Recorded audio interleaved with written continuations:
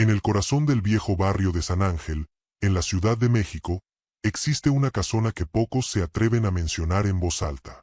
Su nombre es casi un susurro entre los ancianos del lugar, la Casa de la Moira.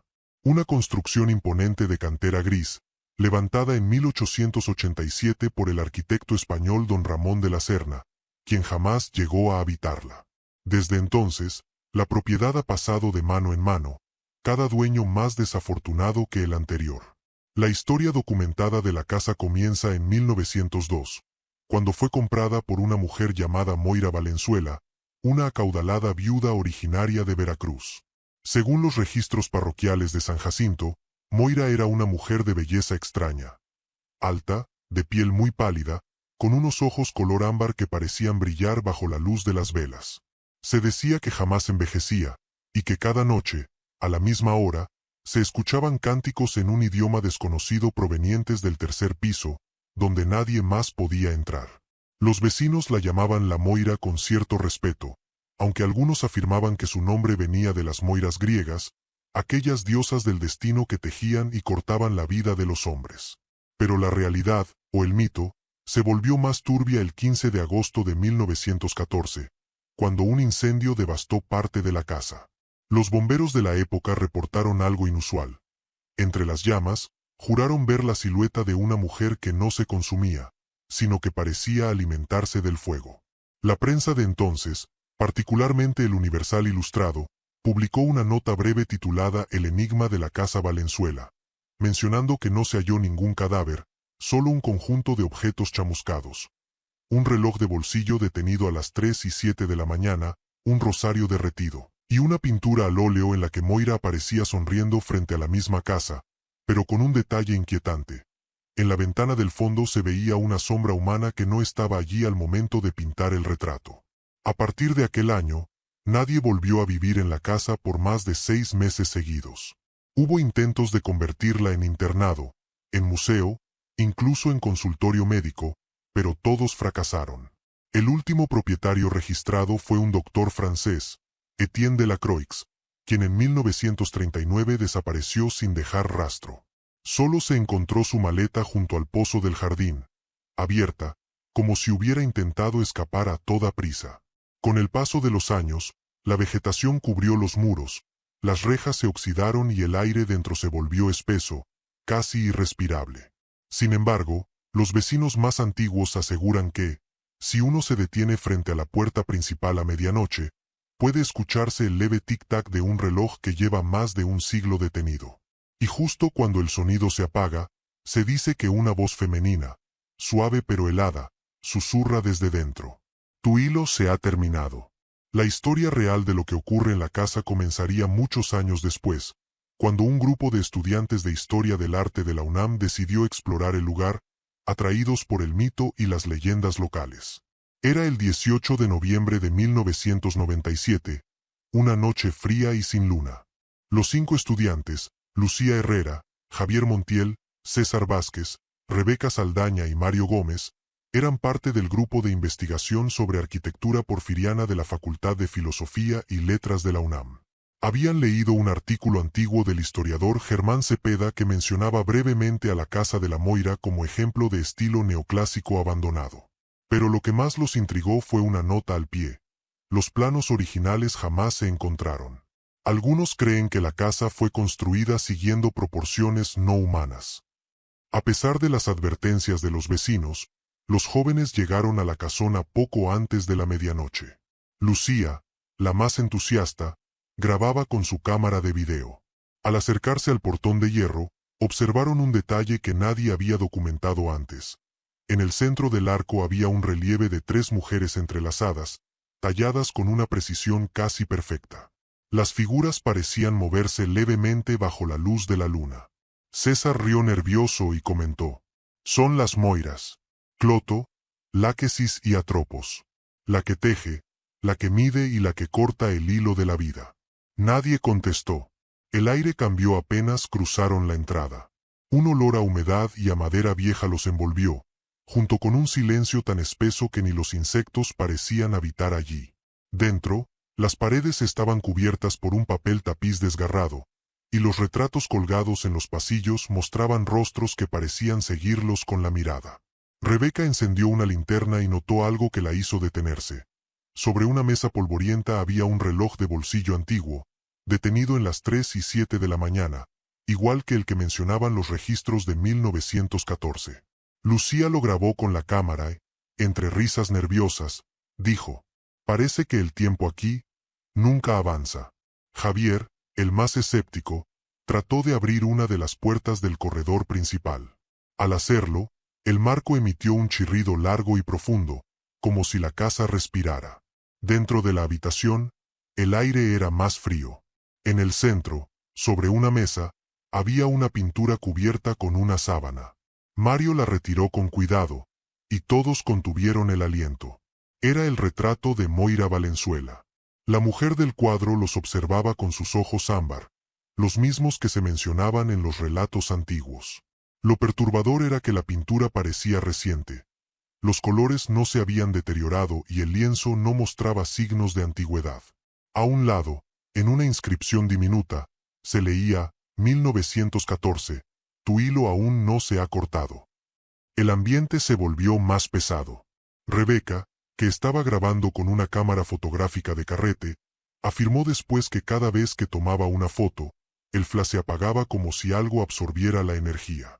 Entonces, mientras exploraban el comedor, el reloj de bolsillo comenzó a tintinear por sí solo. El sonido resonó en toda la casa. Tic, tac, tic, tac. Y de pronto, se detuvo. Lucía, pálida, se giró hacia la escalera principal. En el reflejo del espejo antiguo del vestíbulo, creyó ver una figura blanca de cabello largo ascendiendo lentamente hacia el segundo piso. Pero cuando volteó, no había nadie. ¿Lo vieron?, preguntó, con la voz temblorosa. No, dijo Javier, aunque su rostro mostraba lo contrario. No había nada. Sin embargo, una corriente de aire helado bajó por la escalera, apagando todas las linternas al mismo tiempo. En medio de la oscuridad, se escuchó el sonido claro de una voz femenina que dijo, muy cerca de ellos: «Solo uno de ustedes saldrá». El silencio que siguió a aquella frase fue tan profundo que hasta el goteo de una cañería en la distancia sonaba como un trueno. Lucía intentó encender nuevamente su linterna, pero la luz parpadeó débilmente y se apagó de nuevo. Javier, que cargaba una lámpara de mano, logró iluminar el vestíbulo lo suficiente para ver las caras pálidas de sus compañeros. Nadie se atrevía a hablar. César, tratando de mantener la calma, murmuró: «Debe haber una explicación lógica. ¿El viento? O quizá alguien nos está jugando una broma». Pero ni él mismo creía sus palabras. Subieron las escaleras lentamente. Cada peldaño crujía como si la casa protestara con cada paso. El segundo piso olía a cera vieja y a flores marchitas. Un largo pasillo se extendía frente a ellos, con puertas cerradas a ambos lados. En el techo, los candelabros aún conservaban restos de velas derretidas. Mario, curioso, abrió la primera puerta a la derecha. La habitación estaba cubierta de polvo, pero sobre la cama, cuidadosamente doblado, había un vestido blanco amarillento, decorado con encajes antiguos. En el buró, un pequeño espejo ovalado reflejaba solo oscuridad, aunque la linterna apuntaba directamente hacia él. «Esto es raro», murmuró Rebeca acercándose. «No refleja nada». Lucía se aproximó también y levantó el espejo. En ese instante, un escalofrío recorrió su espalda. El vidrio comenzó a empañarse desde adentro, y sobre la neblina apareció una frase escrita con letra femenina. «Te he estado esperando, Lucía». Ella dejó caer el espejo, que se rompió en 1000 pedazos. Nadie dijo una palabra. El nombre de Lucía no aparecía en ninguna parte de los archivos, así que ¿cómo podía Moira conocerlo? El grupo decidió continuar hacia el fondo del pasillo. Al llegar a la última puerta, Javier notó algo extraño. Estaba cerrada con 3 cerrojos, y sobre ellos había marcas de símbolos tallados en la madera, parecidos a los que César había visto en los libros de mitología griega. «Son runas», explicó él, agachándose para observar mejor. «Este símbolo representa el destino, y este otro, la muerte». «Entonces mejor no la abramos», dijo Mario, dando un paso atrás. Pero Javier, desafiante, sacó una herramienta de su mochila y comenzó a forzar los cerrojos. Uno a uno, los abrió, hasta que la puerta cedió lentamente. Dentro, encontraron una pequeña habitación redonda. En las paredes colgaban retratos de distintas personas, hombres, mujeres y niños. Lo perturbador era que cada retrato tenía un hilo rojo atado al marco, todos convergiendo en un mismo punto, una rueca de hilar colocada en el centro de la habitación, cubierta de polvo y telarañas. «Dios», susurró Rebeca. «¿Qué es esto?». César se acercó y notó que algunos retratos eran de personas conocidas, viejos vecinos del barrio, incluso un par de rostros que aparecían en los periódicos de los años 80 y 90, bajo titulares de desaparecido. Lucía, temblorosa, encendió su cámara para grabar, pero al enfocarla hacia la rueca, la imagen se distorsionó. Una figura blanca, translúcida, apareció detrás del objeto, mirándolos. Todos retrocedieron de golpe. Entonces la voz volvió, más clara, más cercana. «Cada hilo pertenece a un alma. Y algunos de ustedes ya han sido tejidos». Las velas del candelabro se encendieron solas. La puerta detrás de ellos se cerró de golpe. Los retratos comenzaron a caer uno por uno al suelo, como si manos invisibles los derribaran. El aire se volvió irrespirable, y del techo comenzó a gotear un líquido oscuro, semejante a sangre seca. Lucía gritó. Javier empujó la puerta, pero no se movía. Mario pateó la pared con desesperación. Y justo cuando la cámara de video cayó al suelo, captó un último cuadro. La silueta de una mujer con ojos dorados, sonriendo, mientras sostenía entre los dedos un hilo rojo que parecía conectarse al corazón de Lucía. El grito de Lucía resonó en toda la casa, tan agudo que pareció hacer vibrar los cristales del ventanal. Las velas se apagaron al instante, dejando a los 5 jóvenes en una oscuridad casi absoluta. Solo se escuchaban sus respiraciones agitadas y el tic-tac lejano del reloj de bolsillo, que inexplicablemente había vuelto a funcionar. Javier logró encender su linterna de nuevo, pero la luz parpadeaba con violencia. Frente a ellos, la rueca giraba lentamente por sí sola, como movida por una mano invisible. Cada giro emitía un sonido chirriante, y con cada vuelta, el hilo rojo se tensaba un poco más. Lucía cayó de rodillas, sujetándose el pecho. «Me duele», susurró. Algo me está apretando el corazón». César intentó alcanzarla, pero en ese momento un estruendo lo lanzó hacia atrás. Fue como si una fuerza invisible lo hubiera empujado con violencia.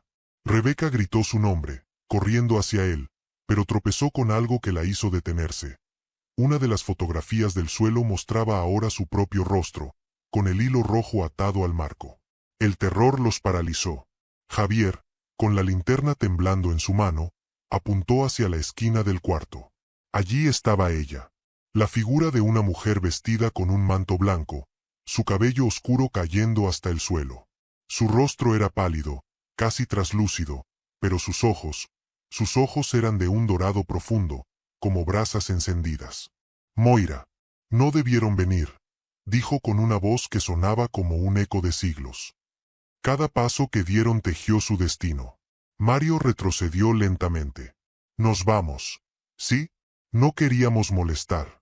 Moira lo miró, y sin levantar la mano, el hilo rojo que salía de la rueca se alzó en el aire, como una serpiente viva, y se enrolló alrededor de su cuello.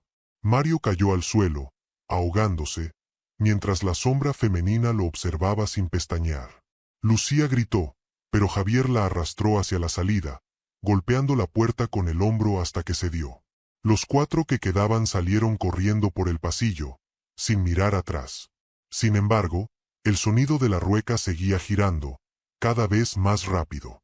Chir, chir, chir. Llegaron a la escalera principal, pero el vestíbulo parecía distinto. Los retratos en las paredes habían cambiado. Ya no mostraban a desconocidos, sino a ellos mismos, captados en el momento exacto en que cruzaron la puerta esa noche. «Esto no puede estar pasando», dijo Rebeca, llorando. «Esto no es real». Lucía, con la cámara aún en la mano, seguía grabando casi por instinto. En el lente se veía una figura detrás de ellos, descendiendo lentamente la escalera. Moira, con su manto flotando como humo. El tiempo se detuvo, dijo ella con serenidad. En esta casa, el hilo nunca termina. De pronto, el reloj marcó otra vez las 3:07 de la mañana. Las lámparas estallaron, el suelo tembló, y las puertas del primer piso se abrieron de golpe. Desde ellas emergió un viento helado que arrastró consigo hojas secas, polvo y un murmullo incomprensible, como si decenas de voces hablaran al mismo tiempo desde los muros. Javier corrió hacia la salida principal, pero al abrir la puerta, descubrió algo imposible. Del otro lado no había calle, sino el mismo vestíbulo por el que acababan de correr. Dieron un paso atrás. El reloj volvió a sonar. Tic, tac, tic, tac. Moira se detuvo frente a ellos, sonriendo con tristeza. Todo hilo se repite hasta que se corta, susurró. Y el suyo, aún no ha terminado. Lucía sintió que el aire le faltaba. Su respiración se hacía corta, entrecortada, como si algo invisible presionara su pecho desde dentro. Javier la sostuvo de los hombros, intentando mantenerla de pie, pero ella temblaba sin control. El reloj continuaba marcando las 3:07 de la mañana, una y otra vez, repitiendo el sonido metálico como un eco sin fin. No podemos quedarnos aquí, dijo César, jadeando. Tiene que haber otra salida. Rebeca, llorando, negó con la cabeza. Ya la encontramos, y nos devolvió al mismo lugar. Es como si la casa se estuviera tragando. Moira los observaba desde el final del pasillo, inmóvil, pero su sombra parecía avanzar por sí sola, extendiéndose hasta sus pies como una mancha viva. Cada destino vuelve a su punto de origen, dijo ella con voz calmada. Ustedes entraron buscando historia, pero hallaron verdad. Yo no morí en 1914. Solo, cambié de forma. El suelo vibró, y del techo cayó polvo antiguo. Javier alzó la linterna y notó algo grabado en los muros. Nombres. Cientos de ellos, escritos con letras torcidas, tallados en piedra. Nombres de personas desaparecidas, algunos acompañados por fechas, y otros, sin fecha alguna. Mira, susurró. Aquí está el de Etienne Delacroix, el doctor francés que desapareció. César pasó la mano por encima del grabado.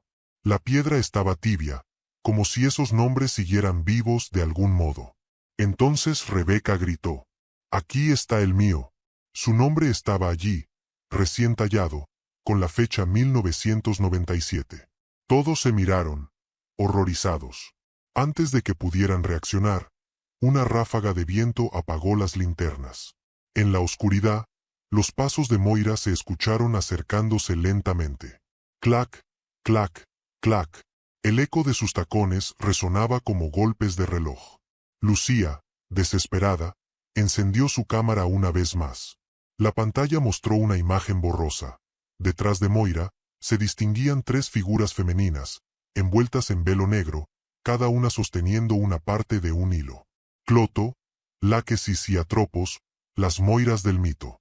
Ella no está sola, susurró César, paralizado. No es solo una maldición, es un ciclo. Las 3 figuras comenzaron a recitar algo en un idioma antiguo, una especie de cántico que hacía vibrar las paredes. Las llamas de las velas se alzaron en el aire, formando espirales. En ese momento, el hilo rojo que unía los retratos del cuarto anterior se extendió por el pasillo, serpenteando entre sus pies, enredándose en sus tobillos. Javier intentó cortar uno de los hilos con su navaja, pero al hacerlo, un grito desgarrador resonó en toda la casa. Era la voz de Mario. «Nos está oyendo», dijo Rebeca. «Está vivo». «No», replicó Moira, acercándose con paso lento. Su hilo fue cortado. Lo que oyen es su eco. El hilo rojo comenzó a brillar con una luz intensa. Las 3 sombras detrás de Moira se movieron al unísono, estirando el hilo hacia adelante, como si estuvieran hilando el aire mismo. Lucía retrocedió hasta chocar con el muro. En la piedra, justo a su espalda, se formaban nuevas letras. Su propio nombre, Lucía Herrera, tallado lentamente como por una mano invisible. Ella lloró, temblando. «¿Por qué nosotros? ¿Qué quieres de nosotros?» Moira inclinó la cabeza, y por primera vez su expresión mostró algo parecido a compasión. No es lo que yo quiera, es lo que el destino dicta. La casa necesita continuar tejiendo.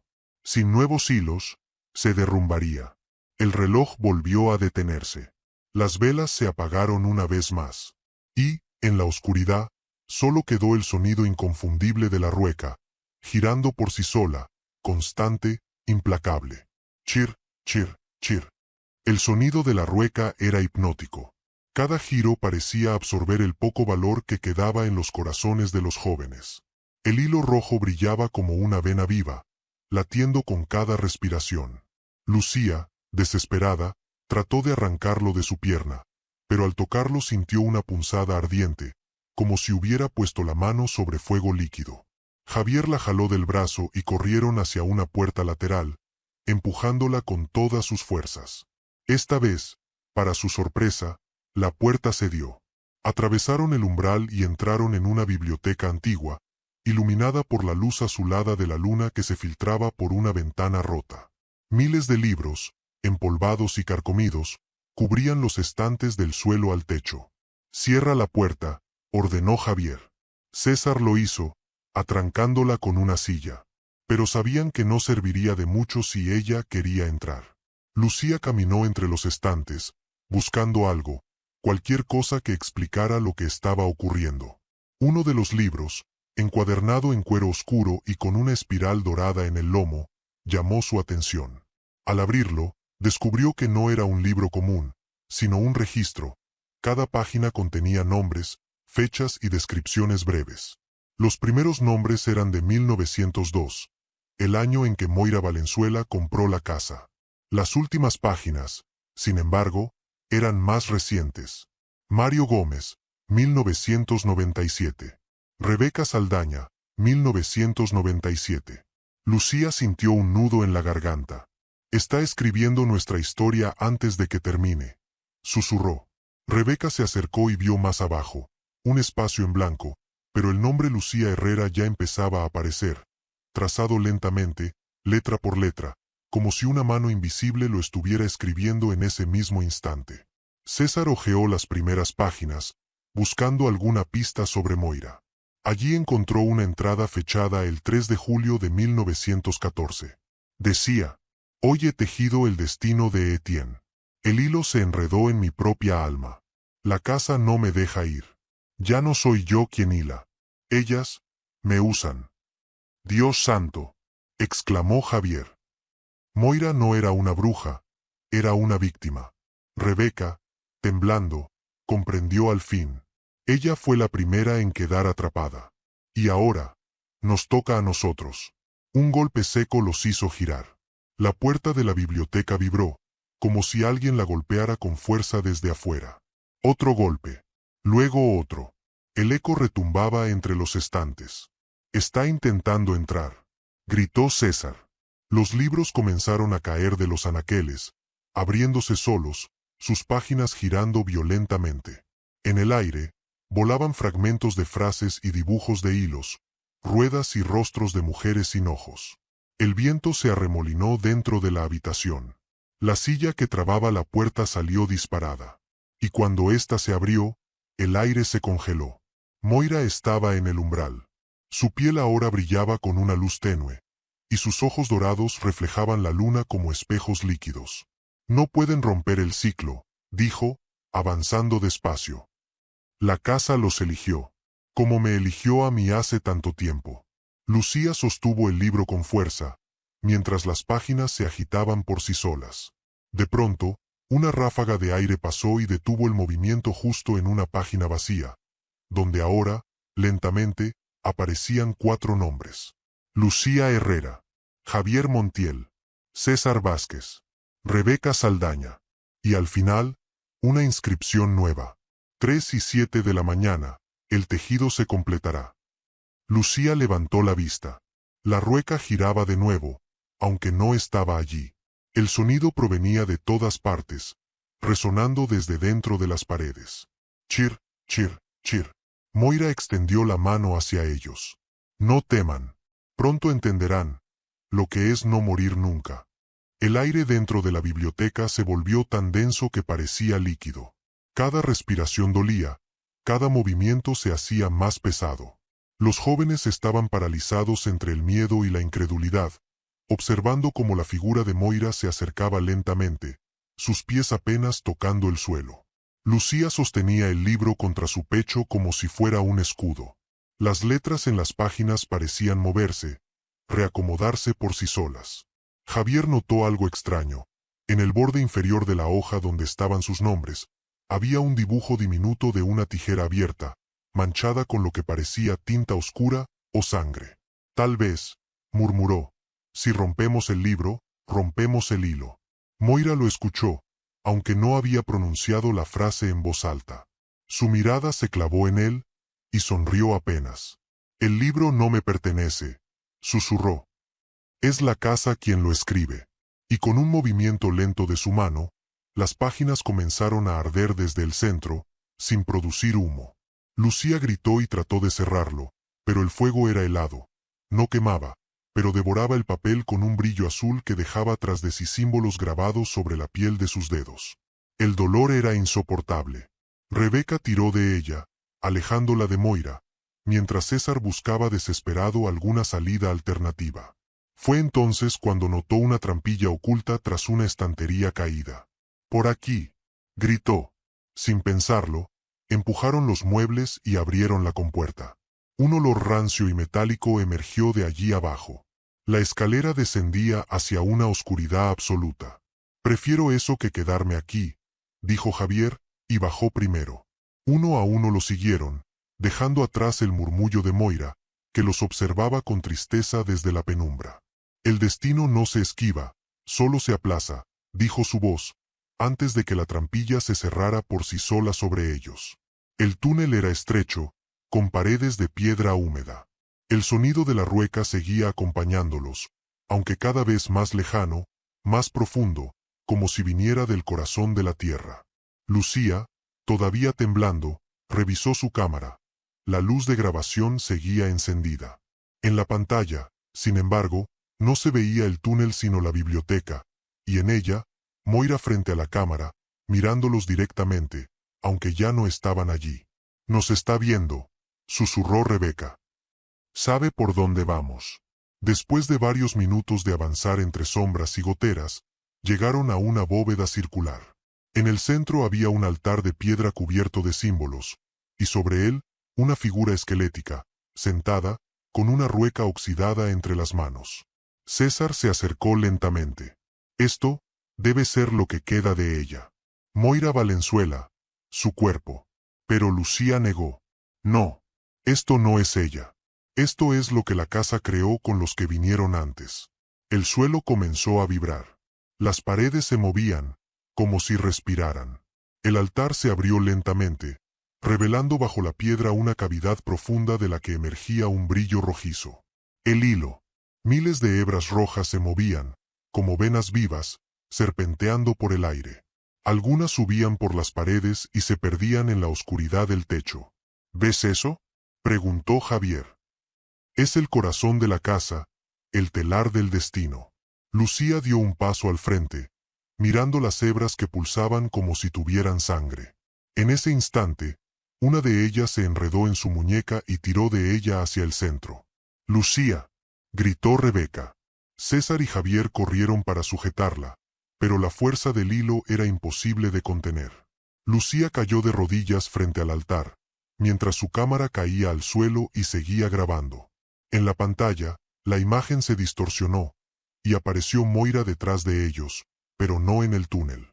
En la grabación, Moira estaba en el mismo lugar donde ellos se encontraban. «El telar necesita su alma más pura», dijo la voz. «Solo así podrá descansar». El hilo se tensó con fuerza.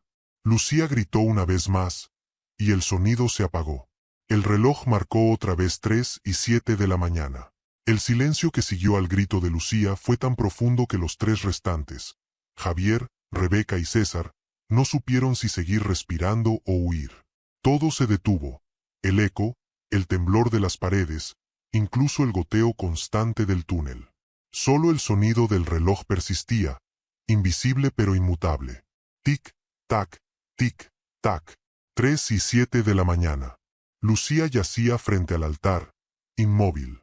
El hilo rojo que antes se aferraba a su muñeca se había desvanecido en el aire, como si nunca hubiera existido. Su piel estaba fría, pero su rostro permanecía sereno, casi en paz. Rebeca se arrodilló junto a ella, llorando. No, no puede ser.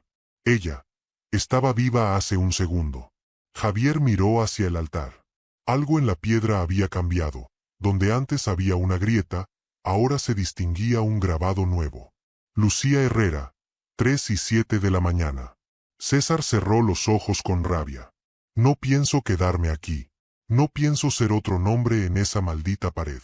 Pero al girar hacia la salida, vio lo impensable.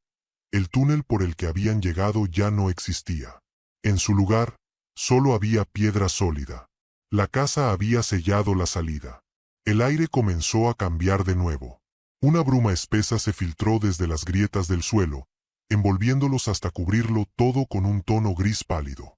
Y entre esa niebla, la figura de Moira apareció una vez más, esta vez más humana, como si cada sacrificio la hiciera más sólida, más viva. Ella está conmigo ahora, dijo, con un tono suave, casi maternal. Su hilo se unió al mío. La casa la protegerá, siempre. Protegerla, gritó Javier, furioso. La mataste. Moira lo miró con compasión.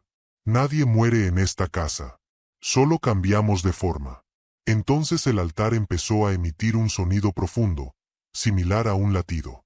Las hebras rojas volvieron a surgir, ondulando por el aire. Una de ellas se posó en el hombro de Rebeca. La joven trató de arrancarla, pero el hilo se fundió con su piel, entrando lentamente bajo la carne. «Ayúdame», suplicó entre sollozos. Javier la abrazó, tratando de contenerla, mientras el cuerpo de Rebeca se arqueaba en espasmos. Su voz se volvió gutural, distorsionada.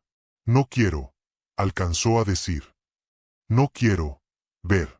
Sus ojos se tornaron dorados. César retrocedió horrorizado. «Está convirtiéndose en ella». «No», corrigió Moira, sonriendo levemente. «Está viendo como yo vi, sintiendo lo que yo sentí». De pronto, el túnel volvió a temblar. Rocas comenzaron a caer del techo. El libro que Lucía había sostenido reapareció sobre el altar, abierto. Las páginas se movieron solas hasta detenerse en una nueva inscripción. Rebeca Saldaña, 3:07 de la mañana. Javier soltó un alarido de furia, corriendo hacia el altar. «Basta. Esto tiene que acabar». Tomó el libro y lo arrojó contra la pared, donde se abrió y cayó al suelo. Pero en cuanto tocó la piedra, todas las velas que aún quedaban encendidas se apagaron al unísono, y el silencio regresó. Solo quedaron dos. César y Javier. Ambos se miraron, respirando con dificultad. «Hay que destruir el corazón de la casa», dijo César, mirando las hebras rojas que palpitaban. «Si cortamos el telar, tal vez todo termine». «¿Y si es una trampa?», respondió Javier. «Ya no tenemos nada que perder». Avanzaron juntos hacia el altar. Moira los observaba en silencio, sin moverse. Por un instante, su expresión parecía casi de tristeza, como si supiera que lo que estaban a punto de hacer no detendría nada, sino que reiniciaría el ciclo. Cuando César levantó la navaja y la clavó sobre el centro del telar, el sonido del reloj se detuvo. Silencio absoluto. Y luego, un estallido de luz roja los envolvió.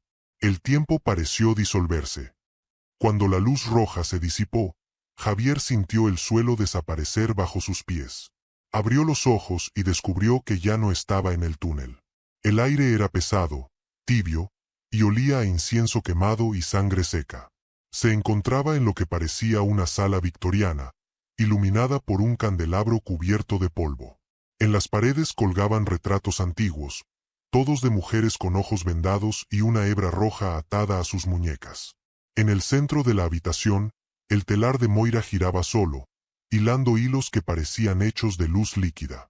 A su lado, César se incorporó con un gemido. «¿Dónde estamos?». Javier miró a su alrededor. «Creo que estamos dentro de la casa. No en el sótano, no en el túnel. En su memoria. Una risa suave resonó desde los pasillos. Era la voz de Moira, más cercana, más viva. Al fin, llegaron al corazón. Una de las puertas se abrió lentamente, revelando un largo corredor. Al fondo, se distinguía una figura de espaldas, vestida con un atuendo antiguo de 1890, el cabello recogido, la piel pálida como cera. Moira caminaba descalza, y sus pasos no hacían ruido sobre el suelo de madera. ¿Quieres saber por qué esta casa me pertenece?, preguntó sin voltear. ¿Por qué nadie puede salir de ella? Javier apretó los dientes. Dímelo. Ella se giró. Sus ojos dorados brillaron como fuego líquido. Porque yo no la construí. Ella me construyó a mí. Entonces, las paredes comenzaron a respirar. Literalmente. La madera se expandía y contraía como si tuviera pulmones. Las fotografías en los marcos se movían. Los rostros femeninos giraban los ojos, observándolos. Y del suelo surgieron raíces oscuras, cubiertas de símbolos antiguos. Moira avanzó hacia ellos. Fui la primera que tocó su telar, en 1887. Me dijo que podía traer de vuelta a mi hija si lo mantenía vivo, si seguía tejiendo con los hilos del tiempo. Pero cada hilo, su voz se quebró, cada hilo pedía un alma. ¿Y ahora?, preguntó César. ¿Qué quieres de nosotros? Moira extendió una mano. Terminar el tejido. Solo faltan 2 hilos. Javier miró a César, y en su rostro se reflejó el pánico. No, no vas a tenerlos. Tomó el candelabro y lo arrojó contra el telar. Las velas encendidas se derramaron sobre los hilos, y el fuego se propagó con una rapidez inhumana. Pero en lugar de destruirlo, el fuego comenzó a tejer más deprisa, como si el calor lo alimentara. ¡Corre!, gritó Javier. Ambos corrieron por el pasillo, las llamas detrás de ellos, devorando los retratos, las cortinas, los muebles. La casa gemía como si sufriera. Puertas se abrían y cerraban solas, escaleras aparecían donde antes no había nada. Era un laberinto viviente. De pronto, César tropezó. Mi pierna. Javier regresó, tratando de levantarlo, pero una raíz se enredó en el tobillo de su amigo y lo jaló hacia el suelo. No, no me sueltes. El rostro de Moira apareció entre las llamas. Uno debe quedarse, para que el otro escape. Javier tiró con todas sus fuerzas, pero la raíz lo cortó. La última mirada de César fue de resignación. Termina con esto, susurró, y fue tragado por el suelo. El fuego se apagó en ese instante. Solo el eco del reloj volvió a oírse. Tic, tac, tic, tac. 3 y 7 de la mañana. Javier, exhausto, cayó de rodillas. Ya solo quedaba él. Y el telar, que seguía latiendo como un corazón gigante. El aire se volvió gélido. Javier sintió como el frío le cortaba la piel mientras observaba el telar ardiendo en medio de aquella sala imposible. El fuego ya no era rojo. Ahora era blanco, puro, silencioso, como si estuviera consumiendo el tiempo mismo. Moira permanecía de pie frente a él, su silueta temblando entre la luz y la sombra. Ya no parecía una aparición. Era humana, tangible, y a la vez, más antigua que la casa que la contenía. ¿Por qué sigues resistiéndote, Javier?, dijo con voz suave. Todos los que entran aquí terminan entendiendo. No voy a morir aquí. Nadie muere aquí, repitió ella. Solo cambiamos de lugar en el telar. Javier se levantó tambaleante. Su ropa estaba cubierta de polvo, y en su rostro había una mezcla de miedo y rabia. ¿Y Lucía? ¿Y Rebeca? ¿Y César? ¿Dónde están? Moira señaló el telar. Entre los hilos, comenzaron a aparecer rostros, difusos, deformados, pero inconfundibles. Lucía lloraba, Rebeca gritaba, y César tenía los ojos abiertos, fijos, como si aún supiera que estaba atrapado. Siguen aquí, conmigo. El hombre retrocedió, buscando alguna salida, pero la habitación cambió otra vez. Las paredes se convirtieron en cortinas que latían. Detrás de ellas, se escuchaban pasos, risas, suspiros. Era como si miles de personas vivieran dentro de aquellas paredes. ¿Sabes por qué esta casa está en Pachuca y no en otro lugar? Preguntó Moira de repente. Porque aquí, en 1887, se levantó sobre un cementerio inglés, justo cuando los mineros extranjeros abandonaban las minas de Real del Monte. Dejaron sus muertos, y el telar los reclamó. Javier sintió un escalofrío. Entonces todo esto empezó por ti. Ella negó lentamente. No, Javier. Empezó por la casa. Yo solo fui su primera voz. Tú serás la última. El suelo tembló. De los retratos salieron más hilos, arrastrándose hacia él. Uno se enredó en su muñeca, otro en su cuello. «Suéltame», gritó, tratando de arrancarlos. Pero los hilos no lo cortaban, lo absorbían. Su piel se volvió translúcida, y por debajo comenzaron a brillar líneas rojas, como si sus venas fueran parte del telar. «Detente», rugió, mirando a Moira. Ella dio un paso hacia él y, con una mirada cargada de tristeza, susurró. «No puedo detener lo que ya está tejido, pero puedo darte una elección». Javier cayó de rodillas, respirando con dificultad. ¿Qué elección? ¿Quedarte aquí y mantener el telar dormido, o dejarlo despertar y liberar a todos? ¿Liberarlos?, jadeó. ¿Eso destruiría la casa? Moira asintió. Y también a mí. Y a ti. El reloj sonó una vez más. Tic, tac, tic, tac. 3:08 de la mañana. Por primera vez en más de un siglo, el tiempo avanzó un minuto dentro de la casa. Javier miró el telar, luego a Moira.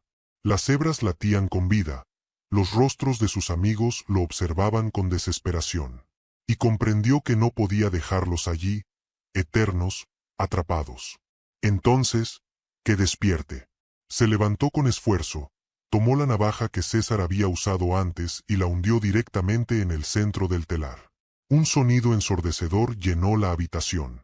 Los hilos se encendieron como relámpagos, el suelo se agrietó y un viento helado recorrió toda la casa. Moira gritó, un grito que no era de dolor, sino de alivio. El fuego blanco se extendió por las paredes, por los retratos, por el aire mismo. Todo se desintegró en luz.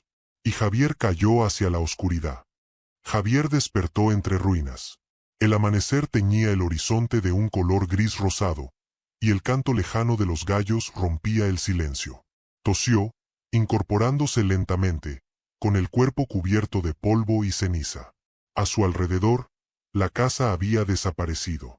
Solo quedaban fragmentos de piedra y madera quemada, como si nunca hubiera existido. El aire olía a tierra húmeda y azufre. Miró a su alrededor, buscando a alguien, pero estaba solo.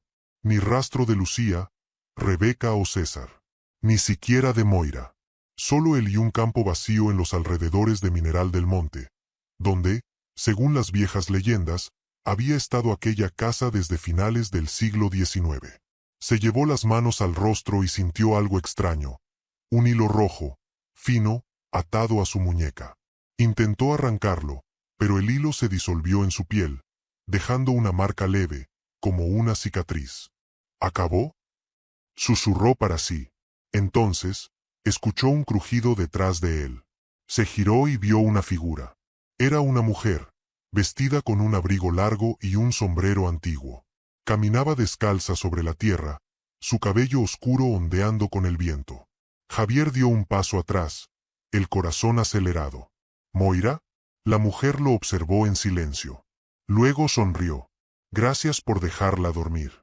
Su voz era calmada, casi dulce. Pero recuerda, Javier, el hilo siempre busca al siguiente. Y desapareció entre la neblina. Durante unos segundos, todo quedó en calma. Hasta que un grupo de personas llegó al lugar. Eran vecinos del pueblo, alarmados por el humo que se veía desde la carretera. Uno de ellos, un hombre mayor con sombrero de palma, se acercó a Javier. «¡Santo Dios!», dijo. «¿Usted estaba ahí adentro?». Javier asintió débilmente. «Ya no queda nada». El anciano frunció el ceño. «Eso es lo más raro. En este terreno no hay casa desde hace más de 100 años. Joven. Solo ruinas viejas de una hacienda minera». El hombre se dio la vuelta y señaló un cartel oxidado medio enterrado en la tierra. Javier se acercó y leyó. Propiedad abandonada desde 1897. Antiguamente conocida como Casa de Moira Álvarez de la Vega. El nombre lo hizo estremecerse. Álvarez de la Vega, repitió. Esa era la misma firma que aparecía en el libro que Lucía había encontrado en la universidad. Los vecinos comenzaron a mirar los restos, algunos persignándose, otros murmurando oraciones. Uno de ellos recogió algo del suelo, una hebra roja. «Mire esto, parece hilo de sangre», dijo el hombre, riendo nervioso.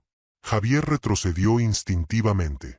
No podía apartar la vista de ese hilo, ni del temblor en su propia muñeca, donde la cicatriz seguía brillando débilmente, como si algo aún se moviera debajo de la piel. Entonces lo comprendió. Moira no había muerto. La casa tampoco. Solo habían cambiado de forma. El viento sopló con fuerza, levantando una nube de polvo. Y entre el susurro del aire, Javier creyó oír una voz lejana, casi imperceptible. El hilo sigue tejiendo. Pasaron 3 semanas desde el incendio. Javier fue llevado a un hospital en Pachuca, donde lo mantuvieron bajo observación. Los médicos decían que había sufrido un shock severo y una exposición prolongada al humo, pero su mente parecía intacta. Demasiado intacta. Por las noches, los enfermeros lo escuchaban murmurar, como si hablara con alguien. «Ya no hay casa», decía en voz baja. «Solo el telar. Solo el hilo». Algunos aseguraban que, mientras dormía, los monitores cardíacos marcaban un ritmo que no correspondía con el de un corazón humano, sino con el sonido inconfundible de un reloj antiguo. Tic, tac, tic, tac. Un día, sin previo aviso, Javier desapareció. La habitación estaba vacía, sin señales de violencia. Lo único que encontraron sobre la cama fue un cuaderno de notas, el mismo que Lucía había llevado consigo al inicio de su investigación. En la última página, escrita con letra temblorosa, decía: «El hilo nunca se rompe, solo cambia de mano. Si alguien encuentra esto, no sigan el camino. No busquen la casa. Ella sabe cuándo despertar». El cuaderno fue archivado como evidencia en la comandancia de Real del Monte, junto a una fotografía del terreno donde supuestamente había ocurrido todo. En la imagen se veía una colina vacía, cubierta de neblina. Pero al ampliarla digitalmente, un agente notó algo peculiar. Una silueta femenina junto a una ventana inexistente. El archivo quedó clasificado, pero los rumores se extendieron por la región. Algunos decían que en las noches de lluvia, se puede ver una casa vieja reflejada en los charcos del camino que lleva a Mineral del Monte, aunque el terreno esté vacío. Otros afirmaban escuchar desde el viento un leve murmullo femenino repitiendo nombres: Lucía, Rebeca, César, Javier. Y los más ancianos advertían a los jóvenes curiosos que pasaban por allí: si alguna vez ves un hilo rojo en el suelo, no lo sigas. Porque si lo haces, sentirás que el aire se enfría, que el reloj se detiene, y que el eco de una voz antigua te susurra desde el fondo del tiempo: «Te estaba esperando». El reloj volverá a marcar 3:07 de la mañana. Y el telar de la Moira seguirá tejiendo.